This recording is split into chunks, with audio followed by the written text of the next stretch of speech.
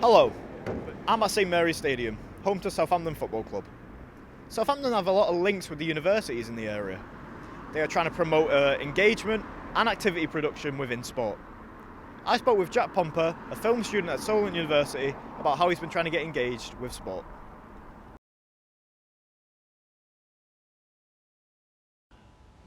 Hello, and welcome to Solent Sports News. I'm Michael Ryder, and I'm joined by my guest, Jack Pomper, a student at Solent University. So Jack, tell me about how you've engaged within sport in your first 2 years of university.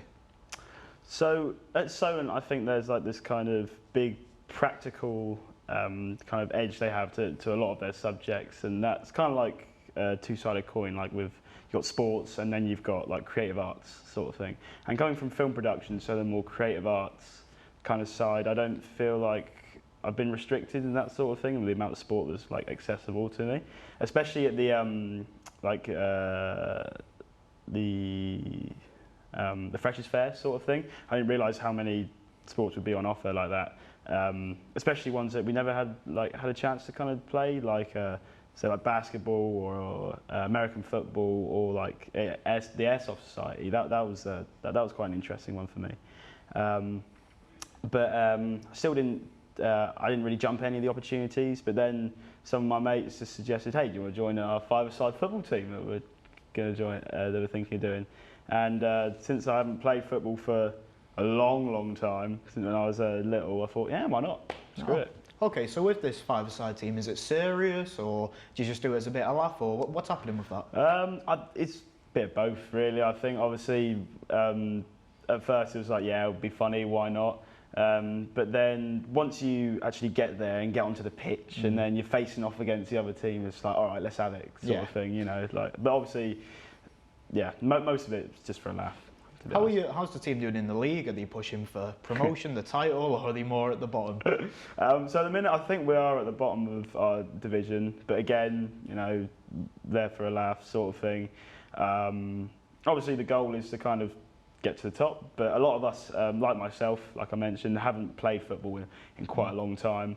We've got a few really good players that play football quite recently. But yeah, I think we're just going to keep going at it, do it again probably next semester and then the year after that. Even though you said you don't think you're the best, do you have any personal aspirations for the season, or? Yeah, I mean, we just last week actually I scored my first goal of the season, and that was about 5 games in.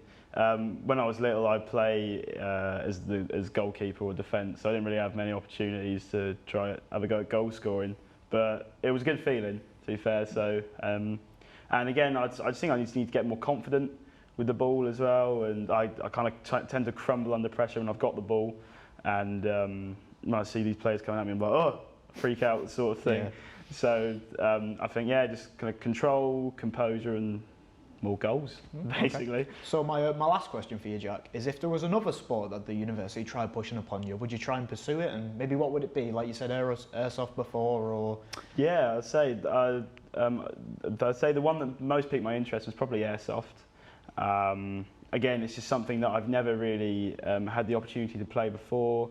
And the American Football Society as well was quite a big one for me, especially with my kind of stockier build. I suppose I got approached by them a couple of times actually, but I've never really jumped at the opportunity. But I'm quite happy where I am right now with the five-a-side team, and it's something to fill the week, I suppose. Okay, thank you so much, Jack. Time for a short break now. I'll be back in a couple of minutes with more news and interviews. We crossed to Michael Ryder, our correspondent in our sports studio now. So Michael, World Cup just around the corner. How has the media and the public responded to the England squad selection? Well, John, so far I'd have to say very mixed reviews. There have been some big exclusions, but some bigger inclusions in the squad that have caused some controversy on the likes of Instagram and Twitter. For example, the exclusions of Fikayo Tomori and Ivan Toney are big news points compared to the inclusions of Harry Maguire and Callum Wilson. Harry Maguire, who's not really been on form for United this season, barely gets in the team squad, is potentially a starter for England, whereas Fikayo Tomori won the Serie A with AC Milan last season. He doesn't even get a place in the squad. So, yeah, that's caused a few questions and concerns among the England fans. So 2 other big talking points in the squad, the fitness levels of Phillips and Walker. Any updates on them?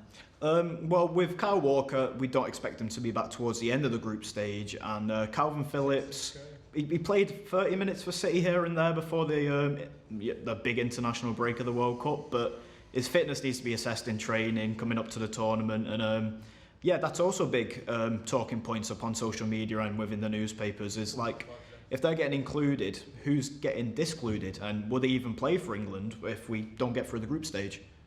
Indeed, indeed. Finally, Gareth Southgate's been rumoured perhaps to be replaced after this World Cup, despite his record. Do you think he's feeling the heat at all in the build-up to the tournament?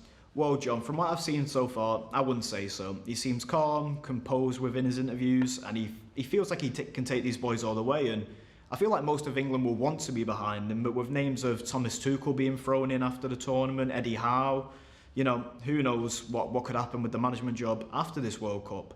But what I do know, John, is that England will be watching him and they will definitely be judging.